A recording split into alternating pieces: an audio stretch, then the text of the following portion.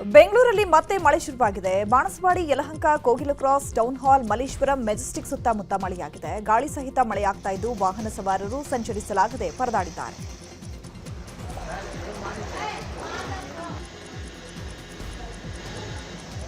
ಇನ್ನು ರಾಜ್ಯಾದ್ಯಂತ ವರುಣಾರ್ಭಟ ಹೆಚ್ಚಾಗಿದ್ದು ನಾಳೆಯೂ ಮಳೆ ಅಬ್ಬರ ಮುಂದುವರಿಯಲಿದೆ ಅಂತ ಹವಾಮಾನ ಇಲಾಖೆ ಮುನ್ಸೂಚನೆ ಕೊಟ್ಟಿದೆ.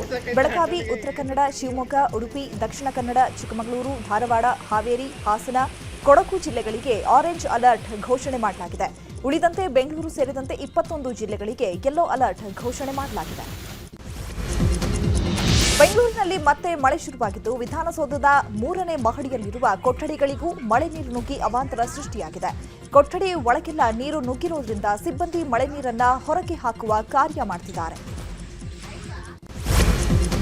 ರಾತ್ರಿ ಸುರಿದ ಮಹಾಮಳೆಗೆ ಬೆಂಗಳೂರು ಅಕ್ಷರಶಃ ತತ್ತರಿಸಿ ಹೋಗಿದೆ. ಮಳೆ ಅನಾಹುತದ ಕುರಿತು ನ್ಯೂಸ್ 18 ಮೆಗಾ ರಿಯಾಲಿಟಿ ಚೆಕ್ ಮಾಡಿದ್ದು ಸಾಯಿ ಲೇಔಟ್, ನಂದಗೋಕುಲ ಲೇಔಟ್, ಯಶವಂತಪುರ, ರಾಜನಕುಂಟೆ, ಯಲಹಂಕ, ಹೆಬ್ಬಾಳ, ಮತ್ತಿಕೆರೆ ಸೇರಿದಂತೆ ಹಲವು ಕಡೆ ಅಪಾಯದ ಮಟ್ಟ ಮೀರಿ ರಸ್ತೆಗಳಲ್ಲಿ ನೀರು ಹರಿತಾ ಇದೆ. ಭಾರೀ ಮಳೆಯಿಂದಾಗಿ ಹೆಬ್ಬಾಳ ವ್ಯಾಲಿಯಲ್ಲಿ ನೀರು ತುಂಬಿಕೊಂಡಿದ್ದು ಜನರು ಸಂಚರಿಸಲು ಪರದಾಡುವ ಸ್ಥಿತಿ ನಿರ್ಮಾಣವಾಗಿದೆ. ರಣಭೀಕರ ಮಳೆಯಿಂದಾಗಿ ವಿವೇಕನಗರ ಮುಖ್ಯ ರಸ್ತೆಯೂ ಕೂಡ ಜಲಾವೃತವಾಗಿದೆ. ವಿವೇಕನಗರ ಪೊಲೀಸ್ ಠಾಣೆ ಬಳಿಯೇ ಮಳೆ ನೀರು ನಿಂತು ಭಾರೀ ಅವಾಂತರ ಸೃಷ್ಟಿ ಮಾಡಿದ್ದು ಕೆಲಸ ಕಾರ್ಯಗಳಿಗೆ ಹೋಗುವ ಜನರಿಗೆ ಕಿರಿಕಿರಿ ಉಂಟಾಗಿದೆ.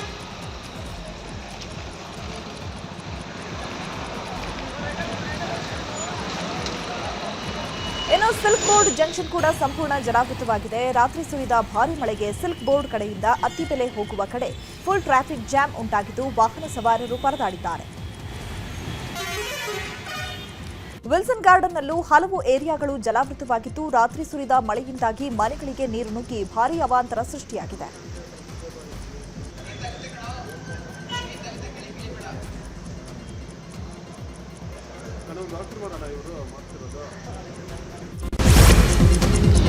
ಬೆಂಗಳೂರಿನಲ್ಲಿ ಮಹಾಮಳೆಯಿಂದಾಗಿ ನಾನಾ ಕಡೆ ಅವಾಂತರಗಳು ಸೃಷ್ಟಿಯಾಗಿದೆ. ನಾಗವಾರದ ನಂದಗೋಕುಲ ಬಡಾವಣೆ ಸಂಪೂರ್ಣ ಜಲಾವೃತವಾಗಿದೆ. ಬಡಾವಣೆಯ ಮನೆಗಳಿಗೆ ರಾಜಕಾಲುವೆ ನೀರು ನುಗ್ಗಿದ್ದು ಮನೆ ಬಿಟ್ಟು ಸಂಬಂಧಿಕರ ಮನೆಗೆ ಜನರು ಹೋಗುತ್ತಿದ್ದಾರೆ. ಮಹಿಳೆಯೊಬ್ಬರು ಮಗುವನ್ನು ಹಿಡಿದು ಮಳೆ ನೀರಲ್ಲಿ ಸುರಕ್ಷಿತ ಸ್ಥಳಗಳಿಗೆ ತೆರಳುತ್ತಿದ್ದಾರೆ.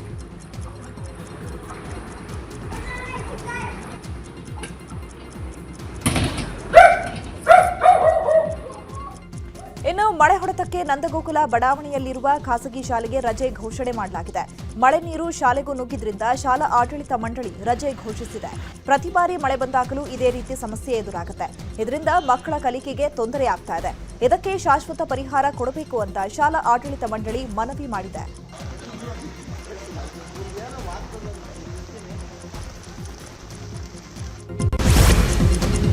ಕೋರಮಂಗಲದಲ್ಲಿ ಬೈಕ್ ಶೋರೂಂಗೆ ಮಳೆ ನೀರು ನುಗ್ಗಿ ಭಾರೀ ಅವಾಂತರ ಸೃಷ್ಟಿಯಾಗಿದೆ. ಶೋರೂಂ ಬೇಸ್ಮೆಂಟ್ ಸಂಪೂರ್ಣ ಜಲಾವೃತವಾಗಿದ್ದು ಬೇಸ್ಮೆಂಟ್ನಲ್ಲಿದ್ದ 10 ಎಲೆಕ್ಟ್ರಿಕ್ ಬೈಕ್ಗಳು ಮುಳುಗಡೆ ಆಗಿದ್ದು ಸದ್ಯ ಅಗ್ನಿಶಾಮಕ ಸಿಬ್ಬಂದಿಯಿಂದ ನೀರನ್ನ ಹೊರಗೆ ತೆಗೆದು ಬೈಕ್ಗಳನ್ನು ಹೊರತೆಗೆಯಲಾಗ್ತಾ ಇದೆ. Shashank bro, happy birthday.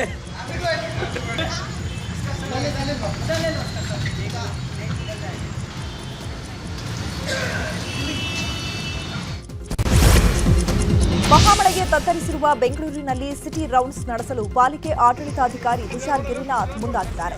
ನಗರದ ಸಾಯಿ ಲೇಔಟ್ನಲ್ಲಿ ಮಳೆಯಿಂದ ಉಂಟಾದ ಹಾನಿ ಪ್ರದೇಶವನ್ನು ವೀಕ್ಷಣೆ ಮಾಡಿದ್ದಾರೆ. ಟ್ರ್ಯಾಕ್ಟರ್ ಮೂಲಕ ಸಾಯಿ ಲೇಔಟ್ನ ತುಷಾರ್ ಗಿರಿನಾಥ್ ಪರಿಶೀಲನೆ ನಡೆಸಿದ್ದಾರೆ.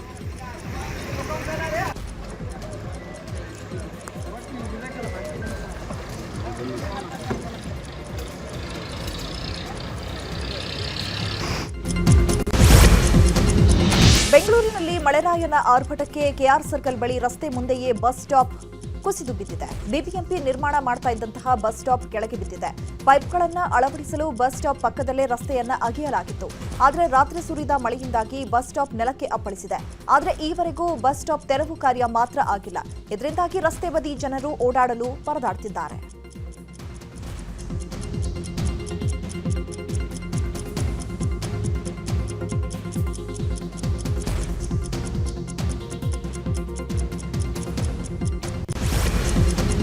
ರಾತ್ರಿ ಸುರಿದ ಮಳೆಯಿಂದಾಗಿ ಬೆಂಗಳೂರಿನಲ್ಲಿ ನಾನಾ ಅವಾಂತರ ಸೃಷ್ಟಿಯಾಗಿದೆ. ಈ ಹಿನ್ನೆಲೆ ಇವತ್ತು ಸಂಜೆ ಸಿಎಂ ಸಿದ್ದರಾಮಯ್ಯ ಹಾಗೂ DCM DK Shivakumar city rounds ಮಾಡಲಿದ್ದಾರೆ. ಮಳೆಯಿಂದ ಆದ ಅನಾಹುತಗಳ ಬಗ್ಗೆ ಸಂಕ್ಷಿಪ್ತ ಮಾಹಿತಿ ನೀಡುವಂತೆ ಈಗಾಗಲೇ ಅಧಿಕಾರಿಗಳಿಗೆ ಸೂಚನೆ ಕೊಟ್ಟಿದ್ದಾರೆ. ಮಳೆಯಿಂದ ಹಾನಿಯಾದ ಸ್ಥಳಗಳಿಗೆ ಪರಿಹಾರ ನೀಡಿ ಊಟ, ನೀರು ನೀಡುವಂತೆ ಅಧಿಕಾರಿಗಳಿಗೆ ಸೂಚನೆ ಕೊಟ್ಟಿದ್ದಾರೆ. ಇನ್ನು ಸಿಎಂ ಸಿಟಿ ರೌಂಡ್ಸ್ಗೆ ರೂಟ್ ಮ್ಯಾಪ್ ರೆಡಿ ಮಾಡಲಾಗ್ತಾ ಇದೆ. ಸಿಎಂ ಸರ್ಕಾರಿ ನಿವಾಸ ಕೃಷ್ಣ ನಿವಾಸದಿಂದ ಮಾನ್ಯತಾ ಟೆಕ್ ಪಾರ್ಕ್ನಲ್ಲಿಂದ ಸಾಯಿ ಲೇಔಟ್, ಬೆಳ್ಳಂದೂರು ಕೆರೆ, ಸಿಲ್ಕ್ ಬೋರ್ಡ್, ಸಿಗ್ನಲ್ ಹಾಗೂ ಬಿಬಿಎಂಪಿ ಕಂಟ್ರೋಲ್ ರೂಮ್ಗೆ ಭೇಟಿ ನೀಡಲಿದ್ದಾರೆ.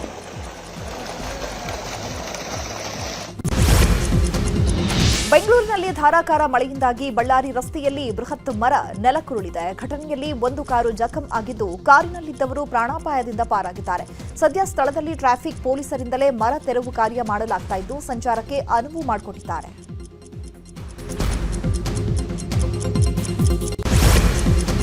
ಮಹಾಮಳೆಗೆ ರಾಜಧಾನಿ ಬೆಂಗಳೂರು ತತ್ತರಿಸಿ ಹೋಗಿದೆ. ಒಂದೇ ರಾತ್ರಿಯಲ್ಲಿ ಬೆಂಗಳೂರಿನಲ್ಲಿ ಸರಾಸರಿ 103 ಮಿಲಿಮೀಟರ್ ಮಳೆಯಾಗಿದ್ದು, ಕಳೆದ 10 ವರ್ಷಗಳಲ್ಲಿ ಮೇ ತಿಂಗಳಲ್ಲಿ ಅತ್ಯಧಿಕ ಮಳೆ ದಾಖಲಾಗಿದೆ.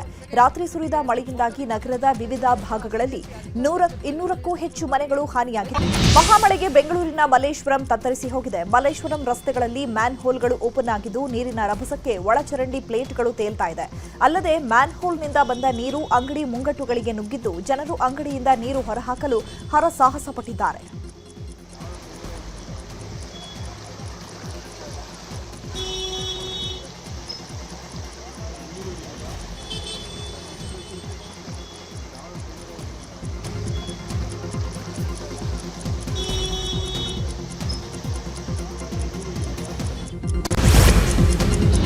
ಕೊಪ್ಪಳದಲ್ಲಿ ಮಳೆಯಿಂದಾಗಿ ನಾನಾ ಅವಾಂತರಗಳು ಸೃಷ್ಟಿಯಾಗಿದೆ. ಕುಷ್ಟಗಿ ತಾಲೂಕಿನ ಮುದೇನೂರು ಗ್ರಾಮದ ಸರ್ಕಾರಿ ಶಾಲಾ ಮೈದಾನ ಮಳೆ ನೀರಿನಲ್ಲಿ ತುಂಬಿ ಹೋಗ್ತಾ ಇದೆ.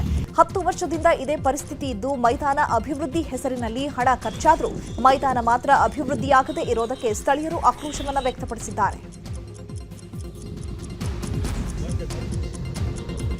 ಇನ್ನು ಕಲಬುರಗಿಯಲ್ಲೂ ಬಿರುಗಾಳಿ ಸಹಿತ ಮಳೆಯಿಂದಾಗಿ ಚಿಂಚೋಳಿ ತಾಲೂಕಿನ ಲಿಂಗಾನಗರ ತಾಂಡಾದಲ್ಲಿ ಮನೆಯ ಮೇಲ್ಛಾವಣಿ ಕುಸಿದು ಬಿದ್ದಿದೆ.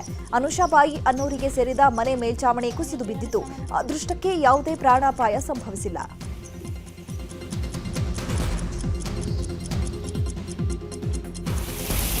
ತುಮಕೂರಿನಲ್ಲೂ ನಿರಂತರ ಮಳೆಯಿಂದಾಗಿ ಮುದ್ದರಾಮಯ್ಯನ ಪಾಳ್ಯದಲ್ಲಿ ರಂಗಮಣಿ ಅನ್ನೋರಿಗೆ ಸೇರಿದ ಮನೆ ಕುಸಿತವಾಗಿದೆ. ಘಟನೆಯಲ್ಲಿ ಯಾವುದೇ ಪ್ರಾಣಹಾನಿ ಸಂಭವಿಸಿಲ್ಲ.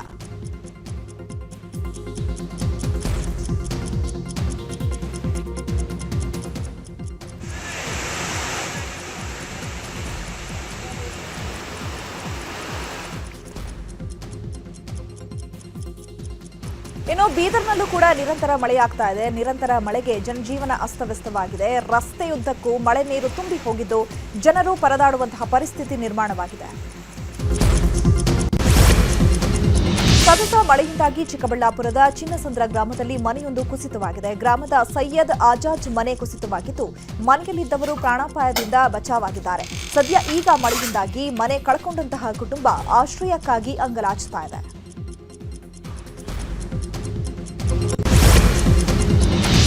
ಬೀದರ್ನಲ್ಲೂ ಗುಡುಗು ಸಹಿತ ಧಾರಾಕಾರ ಮಳೆಯಾಗಿದೆ. ನಗರದ ಹಲವೆಡೆ ಮಳೆ ಆಗ್ತಾ ಇದೆ.